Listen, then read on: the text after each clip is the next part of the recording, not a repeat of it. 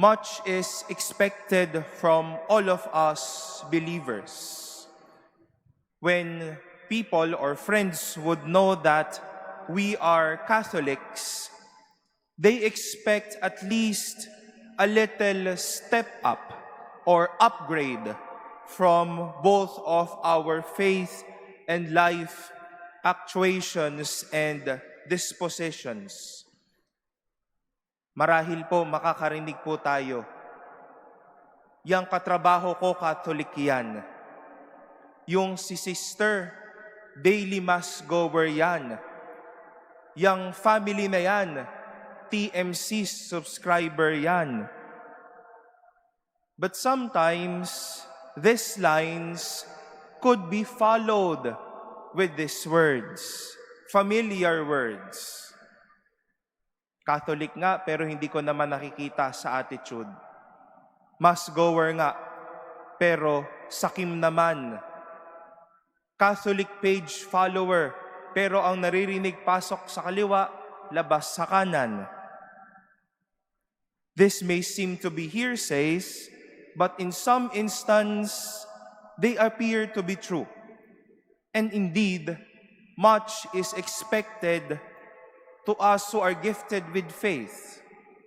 They expect, as I've said, a little step up in terms of our relations and dispositions. We are challenged to take away what is least and face what is great.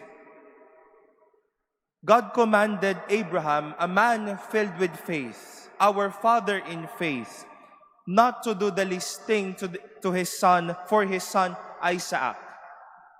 It was a test of faith if he will obey the command of God.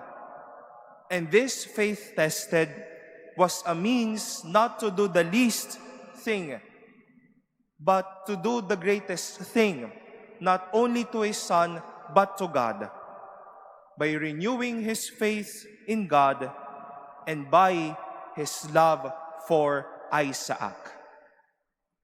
When Jesus saw the faith of the people carrying the paralytic lying on a stretcher, he saw faith is connected. He saw faith, how faith was connected to greater things, rather than what the scribes did by singling out again that action of Jesus. Nang puna na naman tong mga taong ito. And such action of the scribe is a least action. Faith teaches us to neglect what is the least and embrace what is the best.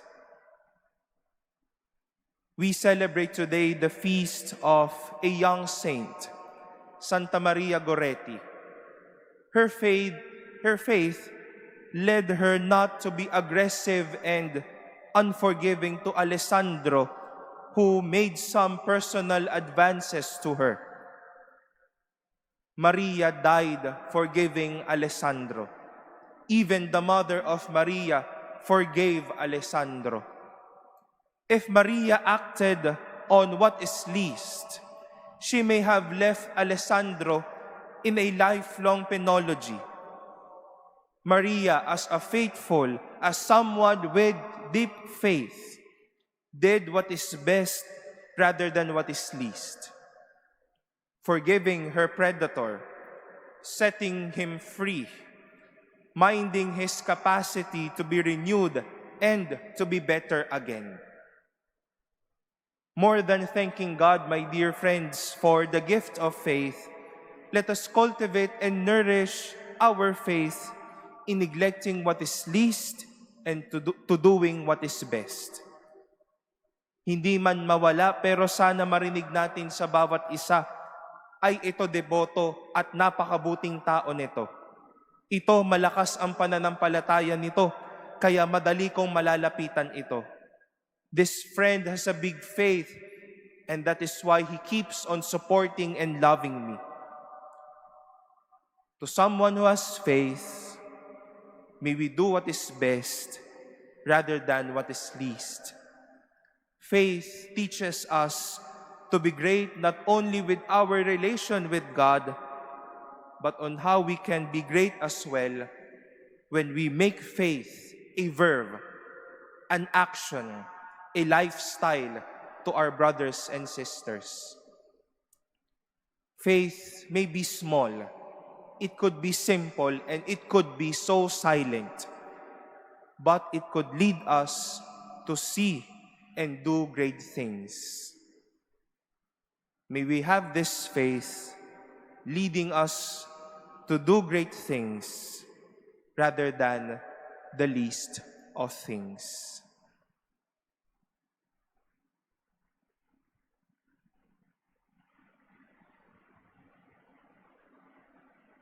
Please stand. With all the trust of the paralytic's friends, let us bring to the Lord the needs and miseries of the Church and of the world. For every prayer we shall say, Lord, hear our prayer. Lord, hear our prayer. That the Church of God may be constantly at work in carrying out Christ's saving mission through the forgiveness of sins. Let us pray to the Lord.